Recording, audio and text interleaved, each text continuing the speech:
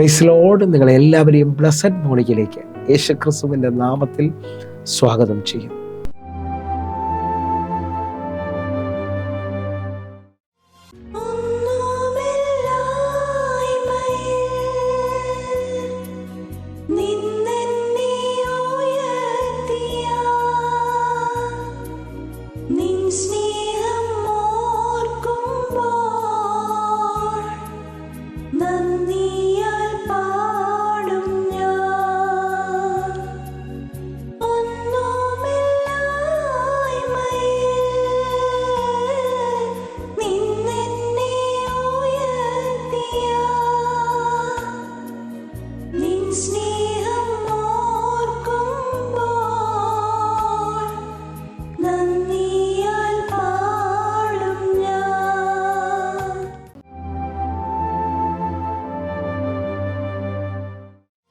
പ്രിയരെ, അനുഗ്രഹിക്കപ്പെട്ട ഒരു പ്രഭാതം കൂടെ നമ്മുടെ ജീവിതത്തിൽ അനുവദിച്ചു തന്ന വലിയവനായ ദൈവത്തെ നമുക്ക് ഒരുമിച്ച് ചേർന്ന് നന്ദി പറയാം. എത്ര പറയും, ഞാൻ നിന്നതല്ല, എൻ്റെ ദൈവം എന്നെ നിർത്തിയതാണ്. ഒന്നുകൂടെ പറഞ്ഞാൽ 2026 മെയ് മാസം 8-ാം തീയതി വരെയും എന്നെയും എൻ്റെ കുടുംബത്തെയും കണ്ണിലെ കൃഷ്ണമണി പോലെ സൂക്ഷിക്കുകയും വിടുവിക്കുകയും ചെയ്ത വലിയവനായ ദൈവത്തിന് നന്ദി പറഞ്ഞുകൊണ്ട് ഈ പ്രഭാത ചിന്തയിലേക്ക് നമുക്ക് ഒരുമിച്ച് അടുത്തു വരാം.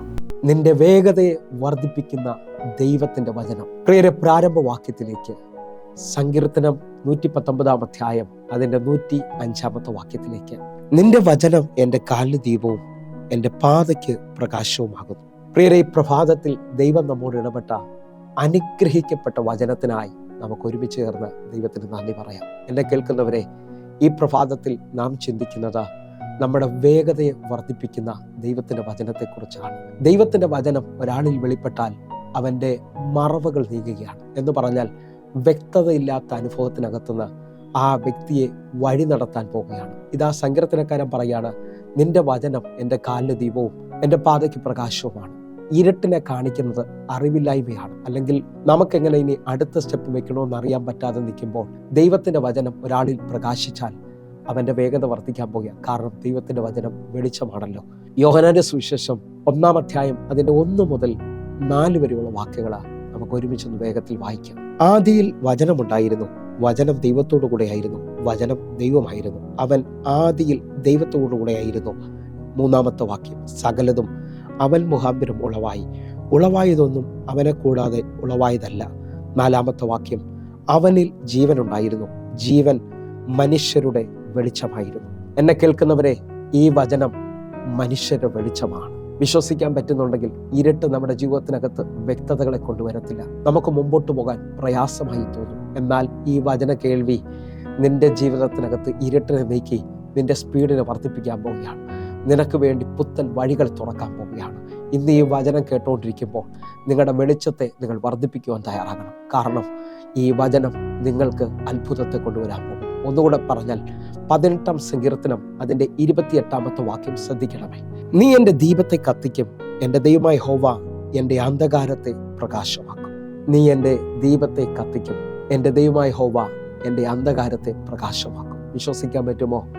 ഇന്ന് വരെയും മുമ്പോട്ട് പോകാൻ പറ്റാതെ ഇരുട്ട് ചിലവരെ തടഞ്ഞിട്ടുണ്ടെങ്കിൽ, ചില ബന്ധനങ്ങൾ, സാമ്പത്തികമായ പ്രശ്നങ്ങൾ, രോഗത്തിൻ്റെ അനുഭവങ്ങൾ, കുടുംബ വിഷയങ്ങൾ നിങ്ങളെ തടഞ്ഞെങ്കിൽ ദൈവം നിന്റെ ദീപത്തെ കത്തിക്കാൻ പോവുകയാണ്. നിനക്ക് ചില വ്യക്തതകൾ തരാൻ പോവുകയാണ്. നിന്റെ സ്പീഡ് വർദ്ധിക്കാൻ പോവുകയാണ്. ഒന്നുകൂടെ നിങ്ങളൊന്ന് ശ്രദ്ധിച്ച് നോക്കിയേ. ഒരു വീട്ടിൽ, ഒരു ലൈറ്റുള്ള ഒരു വീട്ടിനകത്ത് പെട്ടെന്ന് ആ വെളിച്ചം നഷ്ടപ്പെട്ടു പോവുകയാണ്. നമ്മൾ മുമ്പോട്ട് എങ്ങനെയാണെന്നറിയാതെ തപ്പിത്തടയാൻ തുടങ്ങും. ഒരു ടോർച്ച് ലൈറ്റ് കിട്ടിയാൽ നമ്മുടെ വേഗത വർദ്ധിക്കുന്നത് പോലെ ഇന്ന് ദൈവത്തിന്റെ വചനം നിന്റെ ദീപത്തെ കത്തിക്കാൻ പോവുകയാണ്. വിശ്വാസത്തിൽ നിങ്ങൾ ഒരുമിച്ച് പ്രഭാതത്തിൽ തീരുമാനിക്കണം, ദൈവത്തിന്റെ വചനത്തിന് നിന്റെ വേഗതയെ വർദ്ധിപ്പിക്കാൻ പറ്റും. 147-ാം സങ്കീർത്തനം അതിന്റെ 15-ാമത്തെ വാക്യം കൂടെ, അവൻ തന്റെ ആജ്ഞയെ ഭൂമിയിലേക്ക് അയക്കുന്നു, അവന്റെ വചനം അതിവേഗം ഓടുന്നു. ഈ വചന ശബ്ദം കേട്ടിട്ട് സ്വീകരിക്കാൻ പറ്റുന്നുണ്ടെങ്കിൽ അവൻ തന്റെ ആജ്ഞയെ ഭൂമിയിലേക്ക് അയക്കുകയാണ്, അവന്റെ വചനം അതിവേഗം ഓടുന്നു. ഞാൻ വിശ്വസിക്കുന്നത് ഈ ഭൂമിയിൽ ഏറ്റവും വേഗതയായി ചലിക്കുന്നത് എൻ്റെ അറിവിൽ പ്രകാശരശ്മികളാണ്. എന്നാൽ അതിനേക്കാൾ വേഗതയോടെ ചലിക്കുന്ന ദൈവത്തിന്റെ വചനം നിങ്ങൾ എവിടെ നിന്നാണോ പ്രാർത്ഥിക്കുന്നത്, ഇന്ന് നിങ്ങളുടെ വാതിലുകൾ തുറക്കാൻ പോകുകയാണ്. കാരണം അവൻ്റെ വചനം അതിവേഗം ഓടുന്നതാണ്. നിങ്ങൾക്കൊന്ന് ശ്രദ്ധിക്കാൻ പറ്റുമോ? ശതാധിപൻ വന്ന് യേശുവിനോട് പറയാണ്, അങ്ങൻ്റെ പുരയ്ക്കകത്ത് വരാൻ ഞാൻ യോഗ്യനല്ല, അങ്ങൊരു വാക്ക് കൽപ്പിച്ചാൽ എൻ്റെ ബാല്യക്കാരന് സൗഖ്യം വരും. ഇതാ വാക്ക് പുറപ്പെട്ട് ശതാധിപൻ വീട്ടിൽ ചെല്ലുന്നതിന് മുമ്പേ തൻ്റെ ബാല്യക്കാരന് സൗഖ്യമാകുകയാണ്. നിങ്ങൾ വിശ്വസിക്കാൻ പറ്റുമെങ്കിൽ ഒരു രാത്രി മുഴുവൻ അധ്വാനിച്ചു പത്രോസിൻ്റെ പടകിൽ ഒന്നും ലഭിച്ചില്ല. എന്നാൽ അവൻ്റെ വാക്ക് പടകുകളെ ഒന്നിൽ കൂടുതൽ നിറയ്ക്കുകയാണ്. വലത് സൈഡിലേക്ക് നീട്ടി വരയിറക്കുക എന്ന് പറഞ്ഞ ഒറ്റ വാക്ക്.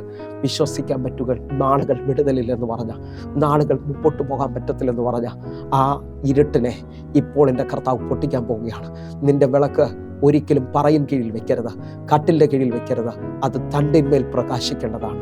നീ അനേകർക്കൊരു വെളിച്ചമായി തീരാൻ പോവുകയാണ്. വിശ്വസിക്കുന്നവർക്ക് വേണ്ടി ഒറ്റ വാക്യം കൂടെ വായിച്ച് പ്രാർത്ഥിക്കാൻ പോവുക. യോഹന്നാന്റെ സുവിശേഷം 8-ാം അധ്യായം അതിൻ്റെ 12-ാമത്തെ വാക്യം. യേശു പിന്നെയും അവരോട് സംസാരിച്ചു, ഞാൻ ലോകത്തിൻ്റെ വെളിച്ചമാകുന്നു. എന്നെ അനുഗമിക്കുന്നവൻ ഇരുട്ടിൽ നടക്കാതെ ജീവന്റെ വെളിച്ചമുള്ളവനാകും എന്ന് പറഞ്ഞു. എന്നെ കേൾക്കുന്നവരെ, നമുക്ക് ഒരുമിച്ച് ചേർന്നുകൊണ്ട് കർത്താവിൽ വിശ്വസിക്കാം. എന്നെ അനുഗമിക്കുന്നവൻ ജീവന്റെ വെളിച്ചമാകും. വിശ്വാസത്തോടെ നിങ്ങളുടെ സ്പീഡ് വർദ്ധിക്കാൻ പോവുകയാണ്. ദൈവത്തിൻ്റെ വചനം നിങ്ങൾക്ക് വേണ്ടി കാര്യങ്ങളെ സാധിപ്പിക്കാൻ പോവുകയാണ്. ദൈവത്തിൻ്റെ വചനം നിങ്ങൾക്ക് വേണ്ടി ഇന്നൊരു അത്ഭുതത്തെ ചെയ്യാൻ പോവുകയാണ്. അങ്ങനെ വിശ്വസിക്കുന്നവർ തടസ്സങ്ങൾ നീങ്ങുകയാണ്, വിഷമങ്ങൾ മാറാൻ പോവുകയാണ്. വലിയ ദൈവപ്രവൃത്തിയിലേക്ക് അത് വിശ്വസിക്കുന്നവർ എൻ്റെ കൂടെ ചേർന്ന് പറഞ്ഞ് ഇന്നത്തെ ഈ ദൈവവചനം എൻ്റെ സ്പീഡിനെ വർദ്ധിപ്പിക്കാൻ പോവുകയാണ്. കണ്ണുകളൊന്ന് അടയ്ക്കാം, പ്രാർത്ഥിക്കാം. ഞങ്ങളെ സ്നേഹിക്കുന്ന ഞങ്ങളുടെ നല്ല ദൈവമേ, പൂർണ്ണ ഹൃദയത്തോടെ എന്നെ കാണുന്ന എന്നെ കേൾക്കുന്നവർക്ക് വേണ്ടി പ്രാർത്ഥിക്കുന്നു. വലിയ നിലകളിൽ ഇവരെ ദൈവം തൊടണമേപ്പ, ഇവരുടെ സ്പീഡിനെ വർദ്ധിപ്പിക്കണമേ, ഇവരെ വിശാലതയിലേക്ക് കൊണ്ടുവരണമേ, അത്ഭുതത്തെ ചെയ്യണമേപ്പ.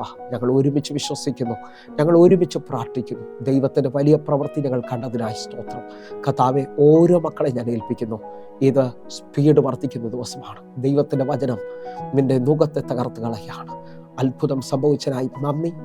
ആമേൻ, ആമേൻ, ആമേൻ. പ്രിയരെ, പ്രഭാത സന്ദേശം നിങ്ങൾക്ക് അനുഗ്രഹമാകുന്നുവെങ്കിൽ നമ്മുടെ യൂട്യൂബ് ചാനൽ സബ്സ്ക്രൈബ് ചെയ്യുകയും ഫേസ്ബുക്കിലേക്ക് നിങ്ങൾ ജോയിൻ ചെയ്യുകയും ചെയ്യണമെന്ന് ഓർപ്പിക്കുന്നു. അതേപോലെ എല്ലാ ദിവസവും വൈകിട്ട് ഇന്ത്യൻ സമയം 6 മണിക്ക് നമുക്ക് സൂമിൽ ആരാധനയുണ്ട്. നിങ്ങളെ ക്ഷണിക്കുകയാണ്. നിങ്ങൾ കടന്നു വരണം. വലിയ നിലയിൽ കർത്താവ് നിങ്ങളെ മാനിക്കാൻ പോകുന്നു. കർത്താവ് നിങ്ങളെ അനുഗ്രഹിക്കട്ടെ. എങ്കിൽ അടുത്ത ദിവസം കാണും വരെയും സ്വർഗത്തിലെ ദൈവം നിങ്ങളെ കാക്കുമാറാട്ടെ. God bless you. ആമേൻ.